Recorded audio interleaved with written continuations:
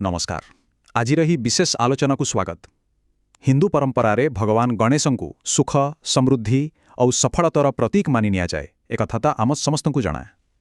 घर को खुशी आनिबा पाई आमे प्रायतः बाप्पा को मूर्ति आनी स्थापना करूँ, किंतु कौन आमे जानिचे एहार प्रकृत वास्तु नियम कौन? आसंतु सीधा सड़क जानिबा। एबे गोटे प्रश्न उठुछि, केवल गोटिए मूर्ति आनी घरे सजेई देले कौन प्रकृतरे धन आउ समृद्धि आसीजिब? उत्तर हेउछि बिल्कुल नुहे। केवल मूर्ति रखिदेवा यथेष्ट नुहे, बरं तांकु ठीक जागारे आउ ठीक दिगरे रखिबा ही प्रकृतिरे मनोकामना पूरण करिवार मूल चाबिकाठी। तेबे प्रथम विभागरे देखिबा सठिक स्थानर महत्व। सबुठारु गुरुत्वपूर्ण वास्तु नियमटी हेला गणेशंक मूर्तिर पछभाग सबुबेले घरर मुख्य द्वार आड़कु रहिबा दरकार। शास्त्ररे एहाकु एते कड़ाकड़ी भावे काहींकि कुहा जाइछि जानिछंती?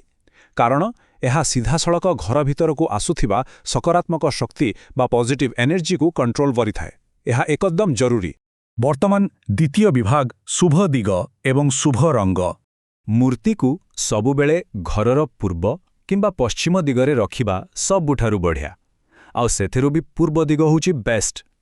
किंतु जदि कोनोसी असुविधा पाई पूर्व दिगरे रखिबा संभव होउ नाही, तेबे गोटिए कथा ध्यान देबा उचित।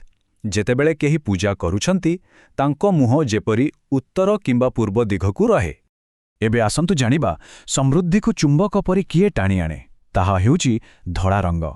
धड़ा रंगर गणेश मूर्ति किंबा कुटे धड़ा फटो रखिबा द्वारा ताहा घरकु अपार धन सुख और शांति आनी थाए। आउ गोटे चमत्कारी कथा हेला, बसिथिबा मूर्ति अपेक्षा गणेशंकर छिड़ा होइथिबा मूर्ति बा स्टैंडिंग पोस्चर बहुत शुभ फल देइथाए बोली मानि निया जाए। तृतीय विभाग वर्जनीय स्थान, माने केउ सबु जगारे आदौक रखिबा उचित नहे।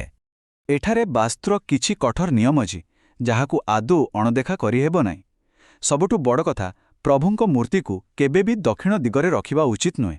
आउ गोटे जरूरी कथा हेला, मूर्तिटी जो कांथरे लागि रहिबो ताहा केबे भी बाथरूम बा शौचालय कांत सहित लागि नथिबा दरकार। यह संपूर्ण निषिद्ध। सोइबा घर बा बेडरूम कथा जदि कहिबा ताहले गणेशंक मूर्ति को सेठारे रखिबाकू संपूर्ण बारण करा जाइछि।